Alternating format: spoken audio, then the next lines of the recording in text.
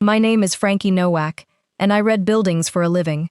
I'm a structural engineer, which means I spend my days walking through houses and warehouses and old brick mills and listening to what they're afraid to say out loud. A building will always tell you the truth if you know where to put your hand. A hairline crack near a window is nothing. That's just a house breathing. But a stair-step crack running diagonal through the block down in the basement, widening at the bottom, that's a house telling you its whole foundation is failing, quietly, from underneath, while everybody upstairs keeps hanging pictures on the walls like nothing's wrong.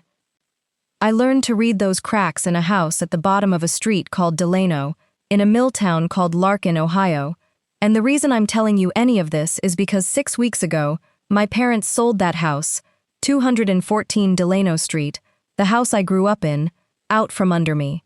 They did it in secret, to a stranger, for cash, and 2 days before they signed, when I stood in their kitchen and asked them, quietly, to please just let me buy it, my mother looked at me the way you'd look at a child asking for the moon, and she laughed, and she said the sentence I'd been hearing in one form or another for 38 years. Oh, honey, you'll never afford it. Stick to your little job. So they sold it to the anonymous buyer instead. The one whose offer came in through a property company, all cash, no contingencies, $20,000 over asking, close in 14 days. My parents were thrilled. My mother told the whole church she'd finally beaten the market. She had no idea, none of them had any idea, that the anonymous buyer was me, that the property company was mine, that I already owned every single other house on Delano Street, all 14 of them, one address at a time, quietly, for 8 years, that I could have bought 214 40 times over without noticing the money leave my account. They sold their daughter her own childhood home while telling her she'd never afford it. And what happened when they found out who they'd actually sold it to, what my mother offered me the day the truth came out, and the one thing I said back that ended 38 years in a single sentence, I'm going to walk you all the way to. But to understand it, you can't start at the closing table, you have to start at the top of the street. So come stand with me at the corner of Delano and 5th, and let me walk you down it, house by house, because every one of them holds a piece of this, and by the time we reach 214 at the bottom, you're going to understand everything. Welcome back to Calm Drama Stories, the channel for everyone who was ever underestimated by the people who were supposed to believe in them first. If you've spent your life being quietly counted out, told to lower your expectations, told that people like you don't get to own nice things, then you already know the specific ache this story is about, and I want you here for the whole thing. Do me one small kindness before we walk. Tap subscribe, so the next person who's been told they'll never afford it finds their way to this, and leave a comment telling me what town you're listening from tonight. I read every one, and I promise you, there's a Delano Street in all of them. Now, come down the street with me. The top of Delano is where the money used to be. Not real money, Milltown money, which means the foreman's houses, the ones with the little bit of stone facing and the extra window. My family were never top-of-the-street people. But before I take you down to the bottom where we lived, I want you to see the whole shape of it, because Delano Street is the reason my life took the strange path it took, and the reason I own it now. Larkin was a glass town. Everybody's grandfather worked at Larkin Plate and Mirror, mine included, until the plant closed the year I turned 9, and took the whole town's future out with the last shift. What was left was a street of tired, beautiful old houses full of people who'd worked those furnaces for 40 years and had nowhere else to go, and no money to go there with. Delano Street after the plant closed was not a rich place, but it was, and I need you to hear this because it's the heart of everything, the kindest place I have ever lived. When you're a kid whose own house has a foundation crack nobody will talk about, the kindness of a street can raise you as much as your parents do. So let's walk. 208, Delano. Stop here first, because this is where the whole thing really starts. This is Rosa Ferraro's house, the little white one with the green shutters, and the fig tree in the side yard that Rosa's husband Sal wrapped in a bedsheet and burlap every October like he was tucking in a child. Rosa is 81 now.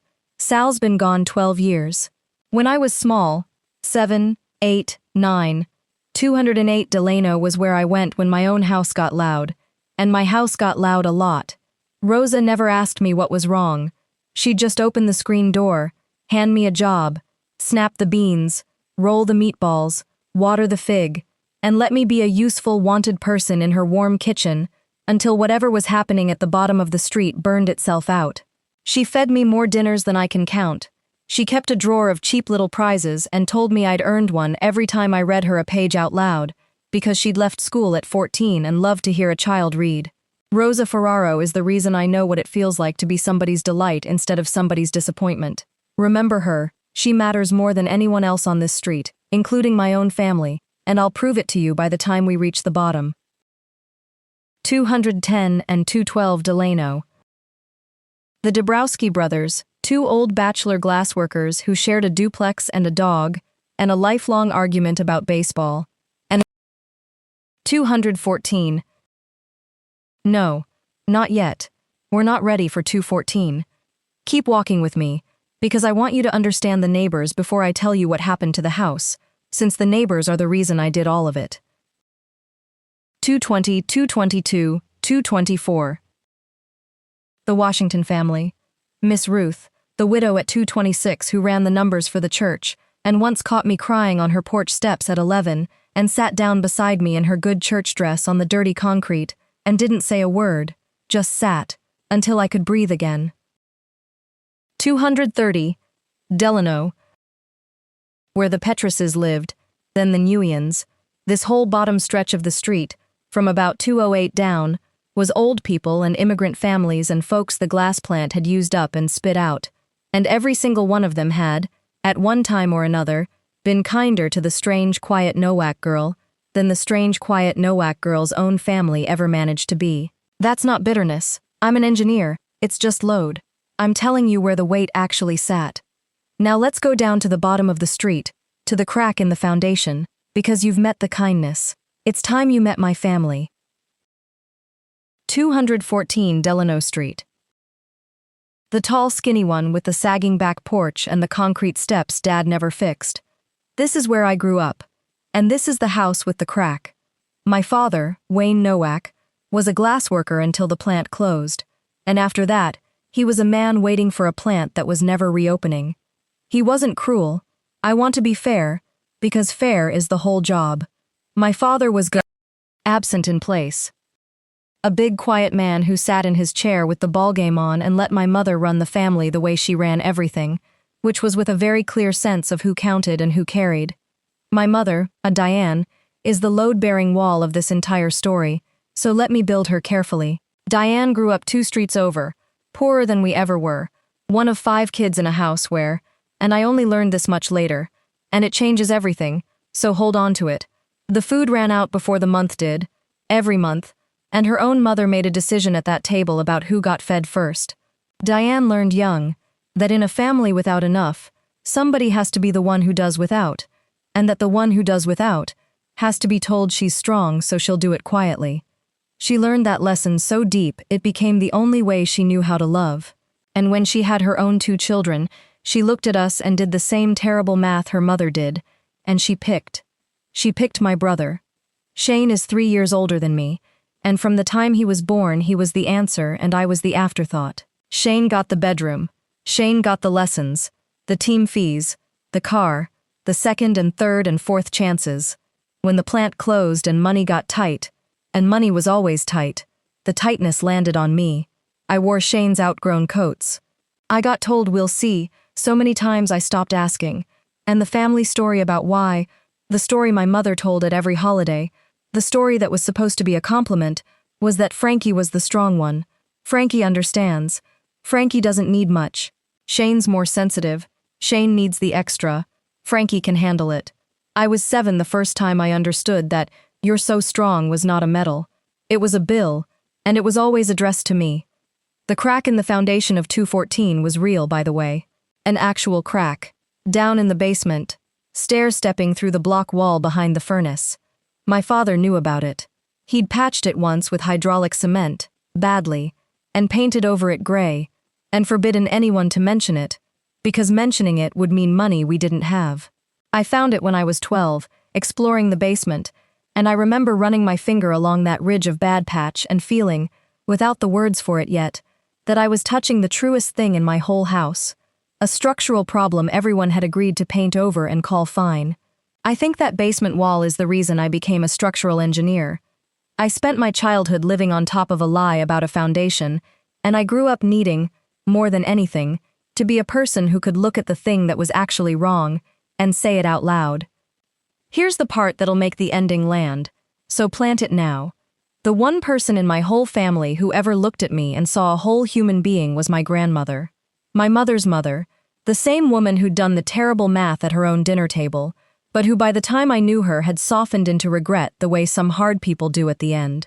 Grandma Vera lived the last years of her life in the little back bedroom at 214, and she and I would sit in the tiny side yard where she'd planted a rose bush and a row of tomatoes in the only patch of good sun, and she'd tell me the truth in small doses. Once, when I was 14 and had just been passed over for something, I don't even remember what, there were so many, she took my chin in her papery hand and she said, "Francis, you listen to me. This family looks at you and sees what they can do without. That is their failure of eyes, not your failure of worth. One day you're going to build something they can't even imagine, and they're going to want in, and you remember on that day who planted you a garden and who just watched you go without." Grandma Vera died when I was 16. They sold her rosebush along with the house 6 weeks ago, and didn't think to tell me. Hold on to that too. I left Larkin at 18 with a scholarship, a garbage bag of clothes, and the very clear understanding that if I was going to become anything, I'd be doing it alone. I worked construction cleanup to pay for engineering school. I was the woman on the site everybody assumed was lost. I got my degree, then my license, then a job reading foundations for a firm that assessed old industrial buildings, and I turned out to be very good at the one thing I'd trained for my whole childhood, seeing what's actually wrong underneath what everyone's agreed to call fine. Within 10 years I'd started buying distressed industrial properties myself, old mills, dead factories, the exact kind of building my grandfather died working in, assessing what was salvageable, fixing the foundations, and turning them into something that held weight again. It worked. It worked quietly, and it worked well, and by the time I was 35, Frankie Nowak, the strong one, the afterthought, the girl who'd never afford it, was worth more money than anyone on Delano Street had made in 6 generations combined. My family did not know this, and I never told them, because I remembered what Grandma Vera said about who wants in. Now we can talk about how I came to own the street. 8 years ago, a company called the Halstead Group came to Larkin. You know the type. They come to dying towns and they buy the bones cheap. Halstead's plan for the bottom of Delano Street was a mixed-use development, which meant they wanted to buy up the whole bottom block, evict everybody, flatten those tired, beautiful old houses, and put up beige townhomes and a parking structure on the graves of the people who'd built the town.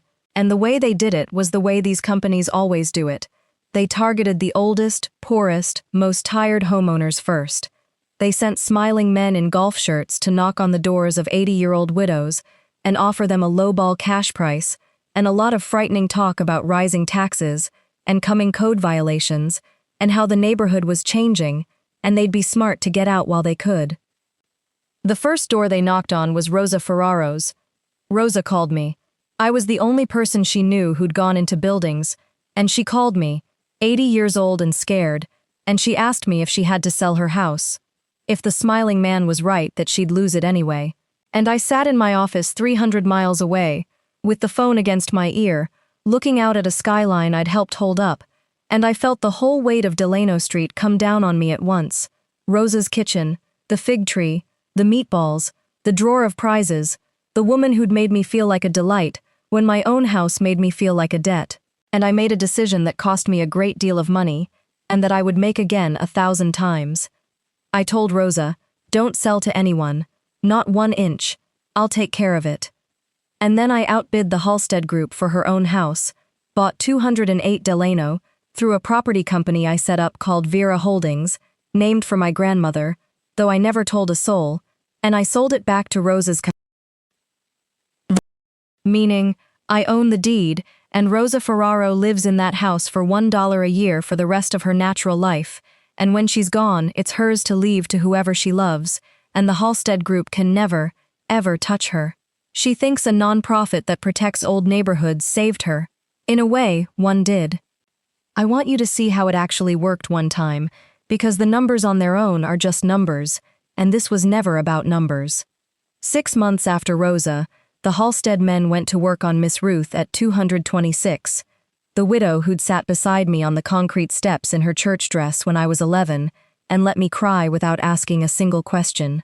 She was 79 by then, and their golf shirt man came back 3 times, and the 3rd time he brought a paper that talked about a structural condemnation the city was considering for her block, which was a lie, a flat invented lie, the kind these companies tell frightened old women who don't have a granddaughter who reads foundations for a living. Miss Ruth didn't call me. She was too proud, and too scared, and she'd already half signed. Rosa called me, and I got in my car and I drove to Larkin, and I walked up onto Miss Ruth's porch, and I sat down beside her on those same steps where she'd once sat beside me, and I read her that fake condemnation paper out loud, line by line, and I told her exactly which sentences were lies, and how I knew, because reading the truth of a building is the one thing in this world I am certain I can do.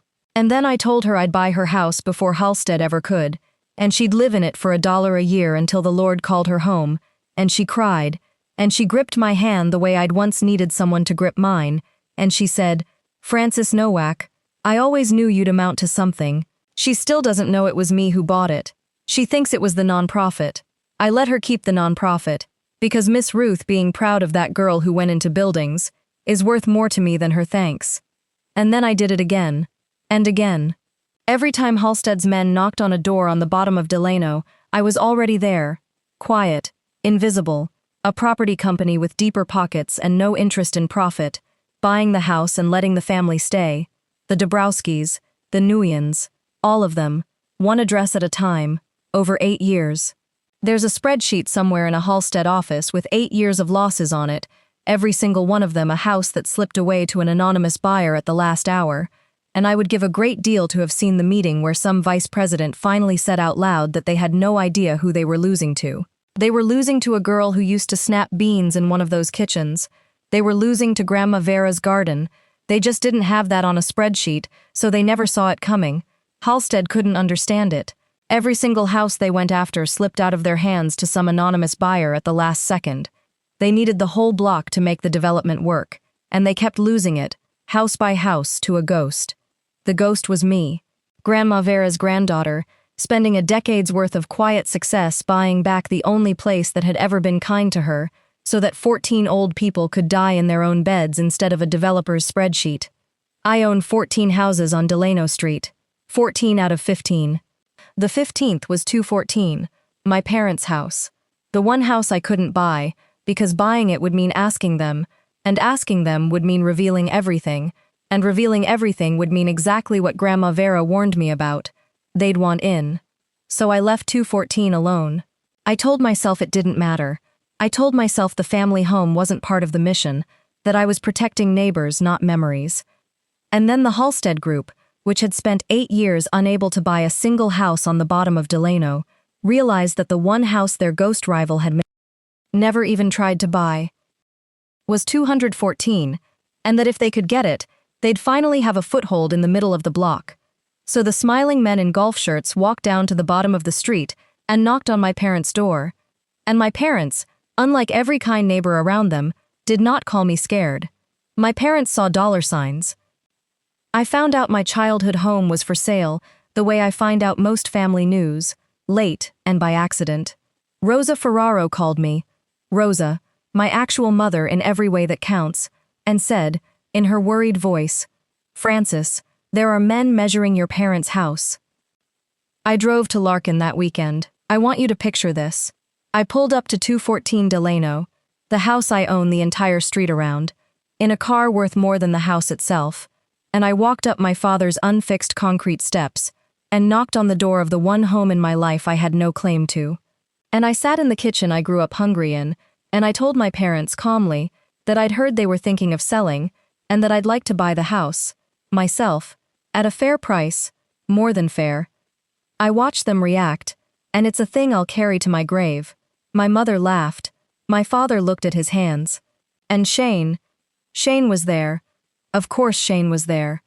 Shane had moved back into his old bedroom 2 years earlier, after his second divorce, and a business that went under. 38 years old, and living off my parents, the golden child come home to roost. Shane snorted from the doorway and said, "You want to buy Mom and Dad's house?" "With what?"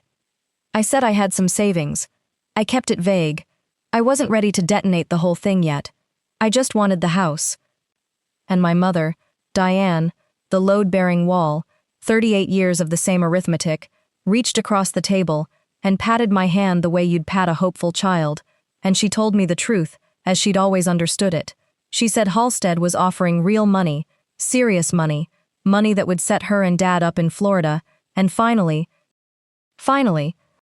give Shane the fresh start he deserved. And she said, gently, like she was doing me a kindness by managing my expectations, "Honey, I know you do all right for yourself, but this is grown-up money we're talking about. You've got your little engineering job, and that's wonderful. It really is. But you'll never afford what these people are offering. Let's not embarrass ourselves." Grown-up money. From a woman I could have bought and sold 100 times over. Your little job. From a woman living in a house whose entire street I owned. And let's not embarrass ourselves. Which meant, let's not embarrass me. Because in front of Shane, in front of the family, the idea that Frankie the afterthought might have something they didn't was not a possibility my mother's whole life could hold. I looked around that kitchen. I looked at the doorway to the basement, where the painted-over crack still stair-stepped through the wall behind the furnace, and I understood that I was standing inside the crack, that I had spent my whole life being the structural problem my family agreed to paint over and call strong, and I made a second decision that day, and it was the coldest and clearest one of my life. I said, "You're right, Mom. I don't know what I was thinking. Sell it to whoever gives you the most." Because there was another way to buy 214. There was the way my family had left me, the way they'd always left me, the invisible way, the strong way, the way where you don't ask, you just quietly do the impossible, and let them keep believing you're nothing. Halstead had made an offer. I could make a better one, through Vera Holdings, all cash, no contingencies, so far above asking that no developer on earth would match it. My parents would never see my name. They'd just see the number. And they'd take it, because the number was the only language they'd ever been fluent in. I drove home and I told my attorney to make the offer, and then I want to be honest with you about what I felt, because this channel is built on honesty. I felt sick, not triumphant, sick, because part of me, the 7-year-old in the warm kitchen at 2:08, the 14-year-old in the garden with Grandma Vera, part of me was still, even then, hoping my mother would call me back and say she'd changed her mind, that she'd rather sell to her own daughter for less than to a stranger for more. That, given the choice between money and me, she'd pick me, just once. Let me stop us right here on the sidewalk, halfway down my own street, because we've reached the exact moment everything turned, and I need you in it with me.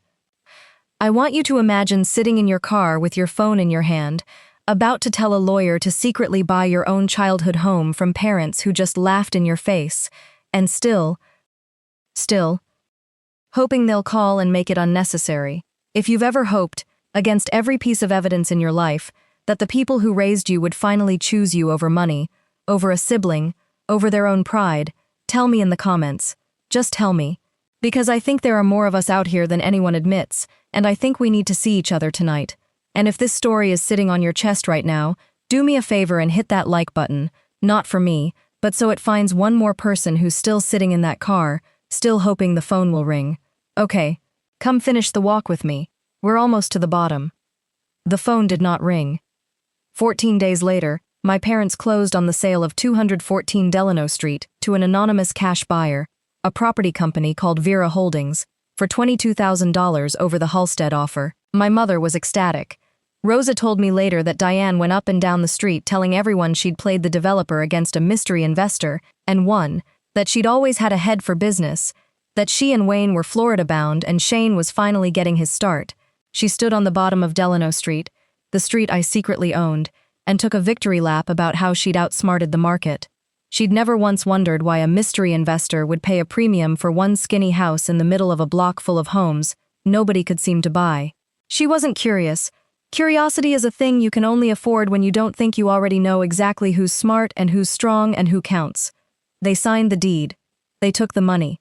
My mother packed up the house I grew up in, and when she got to the little side yard, she had a landscaping company dig out the rosebush and the row of tomato dirt to clean the place up for the new owner, and she threw Grandma Vera's rosebush in the back of a truck with the rest of the yard waste, and she did not think to call me, and I only found out because Rosa Ferraro stood at her own kitchen window at 2:08 and watched them do it, and called me weeping, because Rosa remembered the garden, and Rosa remembered Vera, and Rosa was the only one who understood what had just been thrown in a truck. That was the moment, if you want to know. Not the laugh at the kitchen table, not "you'll never afford it."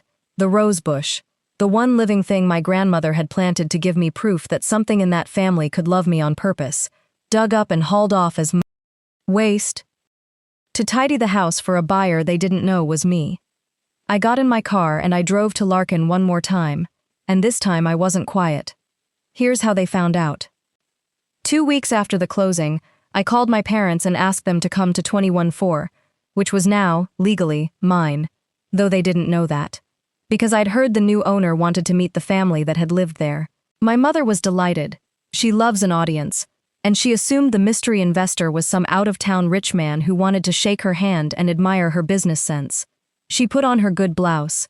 She brought Shane and Wayne, and, this is important, she brought a folder of improvement ideas because she'd already decided she was going to charm the new owner into hiring Shane to manage the property. My mother never stopped working an angle, right up to the second the floor opened under her. They walked into the empty house, my house, stripped bare, the garden gone, the painted-over cracks still stair-stepping through the basement wall below us. And they found me standing in the middle of the living room I grew up in, holding the deed. I watched my mother's face try 3 different explanations in about 2 seconds. Frankie's here to meet the owner, too. Frankie's the realtor. Frankie's the... And then she saw the deed in my hand, and she saw the name at the top, Vera Holdings, and I watched her remember, the way you remember a word you can't place, that Vera was her own mother's name, and I watched it arrive. "Hello, Mom," I said. "Welcome to my house." For a second she laughed, a small, uncertain laugh, the reflex of a woman who has never in her life been the one who doesn't understand the room. "Your house," she said, like she was correcting a child's grammar. "Frankie, don't be silly. This is..." And then she looked at the deed again. Vera Holdings. At her own dead mother's name printed at the top of a legal document in the empty living room of the house she'd just sold to a stranger, and the sentence died in her mouth. I watched her try to rebuild the world so that it still made sense with her at the top of it, and I watched her fail, and it was the first time in my entire life I had ever seen my mother arrive somewhere before she'd figured out the angle. Nobody spoke. My father sat down heavily on the front step where he always sat. Shane said, "What is this?" in the voice of a man who's never once in his life not been handed the thing he wanted. Mom. What is she talking about?" And when nobody answered him, because for once there was no answer that put him back at the bottom of the slope with his hands open, he said it again, smaller, and I understood that my brother had spent 41 years so certain the water would always run to him that he'd never once learned to swim, and now he was standing in a room where the water had, at long last, changed direction, and he genuinely did not know what to do with his body. So I told them, not cruelly, just true, in order, the way I write a structural report, because a report doesn't have adjectives, and that's what makes it impossible to argue with.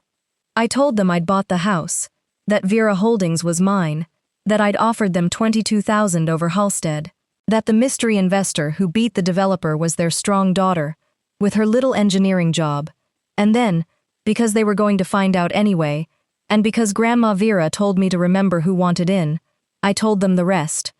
I told them I owned Delano Street, all of it, that the ghost the Halstead Group had been losing to for 8 years was me, that I'd bought 14 houses to keep 14 kind old neighbors in their homes, and that the 15th, the one I'd left alone out of some stupid childhood hope, was the only one that had ever been sold to a developer's rival for spite, and that the rival was also me, that I was worth more money than anyone on this street had made in 6 generations, and that I'd learned every hard skill I have, from reading a foundation to buying a mill, doing exactly what they raised me to do.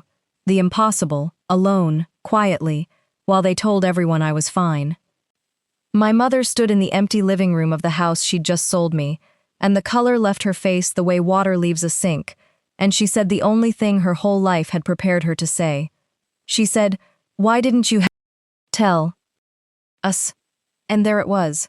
Not, "I'm sorry." Not, "I was wrong about you." Not, "I can't believe I called your life a little job." Just, "Why didn't you tell us?" Which really meant, "How dare you have something and not give us access to it?" Which really meant, underneath, the thing my mother had believed since she was a starving child doing arithmetic at a dinner table, that anything anyone in this family has belongs to whoever's drowning, and Shane was always drowning, and I was always strong, and the strong ones don't get to keep things. I want to be fair to my mother now, because I promised you fair, and because the fair thing is also the saddest thing. Because after "Why didn't you tell us?"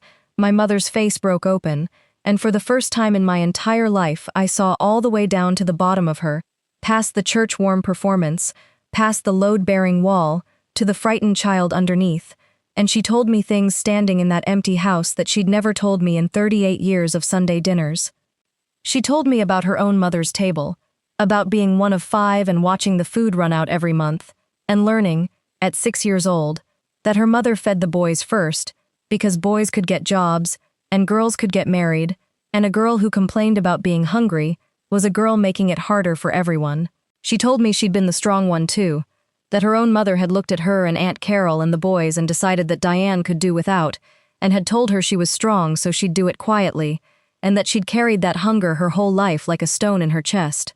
And she told me, and this is the part that explained everything and excused nothing, the part I've turned over every night since, that when she had me and Shane, and the plant closed, and the money got tight the way it had always been tight in every house she'd ever lived in, she had looked at her 2 children and felt the old panic. Not enough. And she had done the only thing she knew how to do.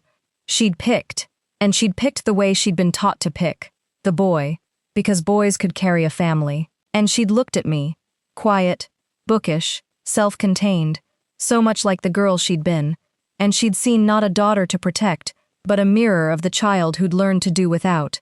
And she'd handed me the same stone her mother handed her, and called it strength, because it was the only inheritance she had. "I didn't know how to feed you both," she said, crying now, really crying, the ugly kind that doesn't perform. "So I fed the one I thought would starve without me, and I told you that you didn't need it, because I needed you not to need it, Frankie, because if you needed it too, then I couldn't live with what I was doing to you. Do you understand? I called you strong so I could survive being your mother. And I did understand. Standing in that empty room, I understood my mother completely, for the first and maybe the only time. I saw the whole crack, all the way to the foundation, 3 generations of women being told they were strong, so somebody could get away with feeding them last. It explained my entire childhood, every "we'll see," every hand-me-down coat, every time the water ran to Shane. It wasn't that she didn't love me, it was that she'd been taught love was a thing you rationed, and she'd rationed me to nothing, and called it a compliment, because that's what had been done to her. It explained everything, and here's what I said, because it's the whole reason I'm telling you this story tonight, and it's the thing I learned from a foundation. I believe you, Mom, and I'm so sorry it was done to you. It should never have been done to you. I took a breath. But you didn't break the crack, Mom. You painted over it. You felt exactly what your mother did to you, and you had a whole life to decide not to pass it on. And instead, you handed it straight to me, and called it strength, and then you tried to hand it to Shane's kids, and you'd have handed it to mine. That's the thing about a foundation crack. It doesn't fix itself and it doesn't stay put. Every generation it runs a little wider, until somebody finally digs down to the footing and stops it. I'm the one who dug. I'm not going to pass this down. It ends in this room. And then came the offer. The one I told you I'd walk you to. The one that was crueler in its way. Then you'll never afford it. Because my mother, even weeping, even cracked open, even standing in the ruins of everything she thought she knew, My mother could not stop being who 38 years had made her. She wiped her eyes, and she looked around at the empty house I now owned. And I watched her mind start working again, the old angle-finding machinery, and she reached out and took both my hands, and her face did the thing it does, the church-warm thing. Finally, and she said, "Frankie, sweetheart, look what you've got built. Your grandmother was right about you. She always said you'd do something we couldn't imagine. And look at you. Do you know how proud I am? How proud we all are?" She squeezed my hands. "This is our chance to finally be the family we should have been. You've got all these houses, all this, and Shane's got nothing, honey. He's living in his childhood bedroom at 41. He's got the boys to think about. And your father and I, our Florida money's not going to stretch the way we hoped. But it doesn't have to be hard. None of it has to be hard. Because we're family. You put Shane in one of your houses, one of the nice ones, up the top of the street, and you help your father and me get settled, and we are whole. Frankie, finally, everything you ever wanted. You're not the outsider anymore. You're the one who saved this family. Just take care of us, the way family does, and you'll never be on the outside of anything again." There it was. The exact thing I'd wanted since I was 7 years old in Rosa Ferraro's kitchen, wishing my own mother would look at me like that. "You're not the outsider anymore. How proud I am. Everything you ever wanted." My mother was offering me the belonging I'd spent 38 years starving for, and she was offering it, the way my family had offered everything my whole life, with a price at the bottom I could finally read: buy Shane a house, fund their retirement, pick up the family the way I'd always been made to pick up the family, and in exchange I could finally be loved out loud. Love with a receipt, the family trade, the one my grandmother warned me about in the garden when I was 14. They're going to want in, and they'll make giving it to them feel like love. And I felt the 7-year-old lean toward that warmth so hard it almost tipped me over. Because that's the trap, that's the real cruelty of it. They don't offer you nothing. They offer you the exact thing you needed most, so that saying no feels like giving up the only dream you ever had. I looked at my mother. I looked at Shane in the doorway, already halfway to picking out which of my houses he'd live in. I looked at my father on the step, and I said quietly, in the level voice I use when I have to tell someone their building is condemned, "No, Mom, but thank you for finally saying you're proud of me. I waited 38 years to hear it, and I'm glad I got to, even like this." Her face started to change and I kept going, gently, because gentleness was all I had left and she was still my mother.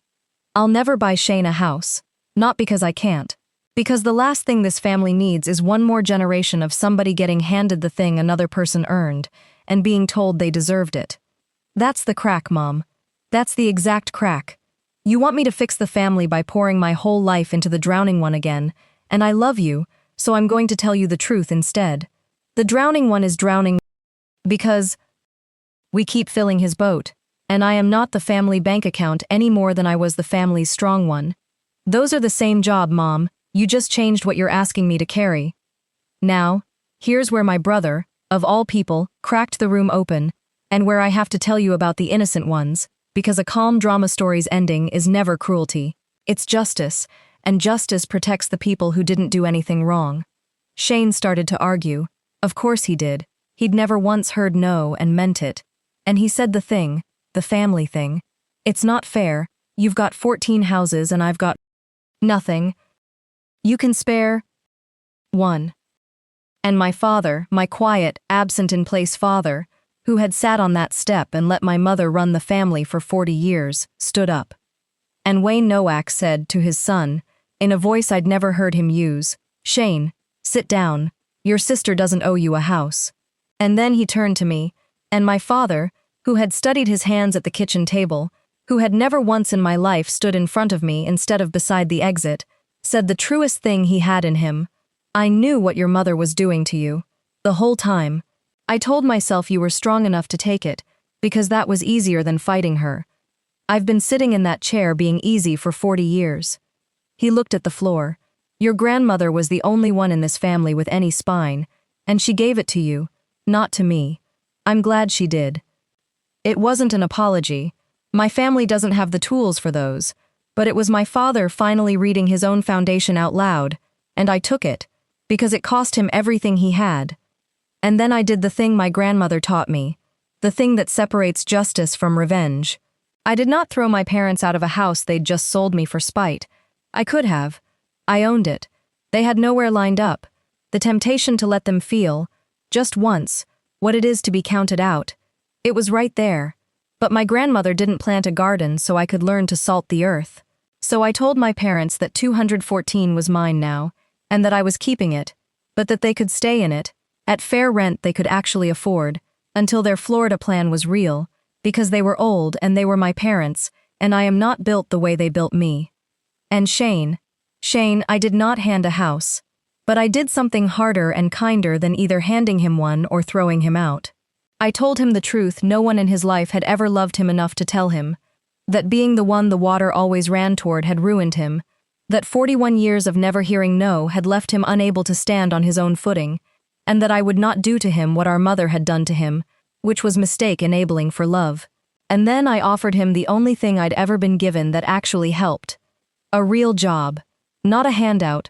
A job. On one of my properties. Hard and early and paid fair. The kind of work that had built me from nothing. Take it or don't, I said. But I'm done being the family's foundation. If you want to stand up, I'll hand you a trowel. I won't hand you the whole wall. He didn't take it. Not that day.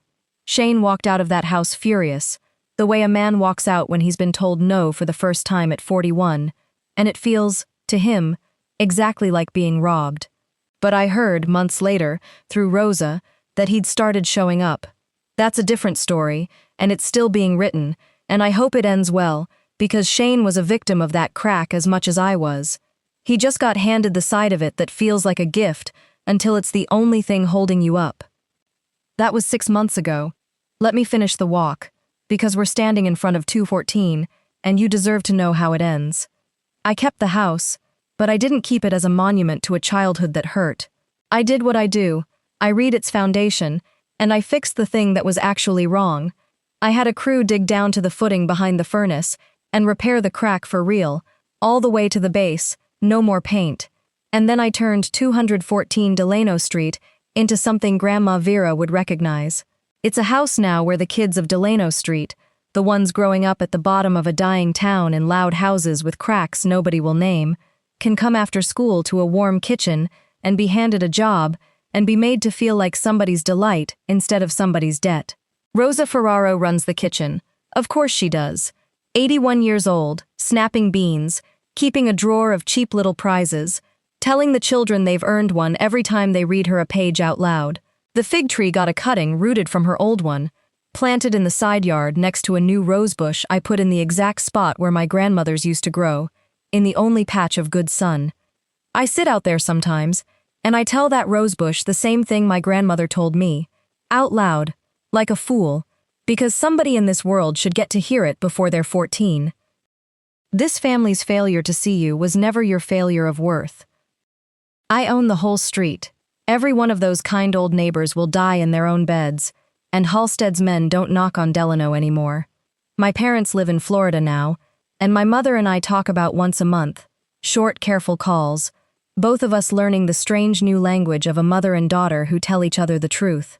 She has never once asked me for money again, and I've decided to count that as love, because at her age and with her history, it might be the biggest thing she's capable of, and I've stopped needing her to be capable of more. My father sends me a text on the anniversary of Grandma Vera's death every year that just says, "She'd be proud." And he's right.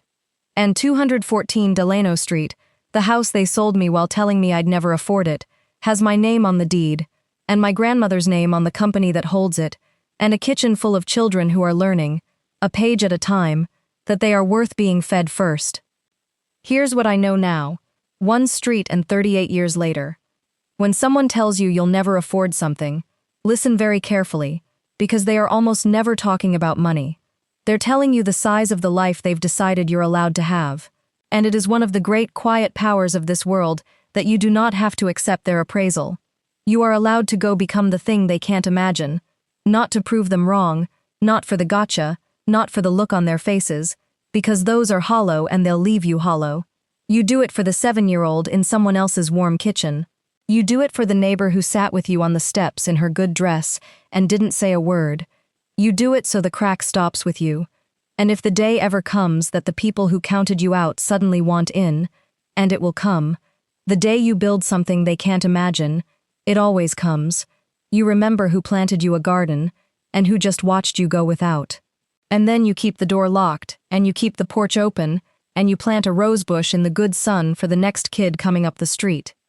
That's my story. A house sold out from under me, a sentence I'd heard my whole life, and a whole street I'd already bought, one act of quiet love at a time, for everyone who was ever kind to the girl her own family could do without. If you have ever been told you'll never afford it, the house, the dream, the life, the seat at the table, I want to hear from you. Put it in the comments, because someone scrolling past tonight has just been handed that exact sentence, and your words might be the thing that keeps them in the fight. If this story reached something in you, do me 2 small favors. Tap that like button and share it with the person you thought of while you listened. You already know who they are. And subscribe to Calm Drama Stories. And turn on the bell, because next week there's another quiet person about to stand up at the bottom of their own street, and you're going to want to be there when they do. Take care of yourself, and remember, a foundation crack never fixes itself, and it never stays put. But somebody, some generation, finally digs down to the footing and stops it. Let it be you. Let it end in your room.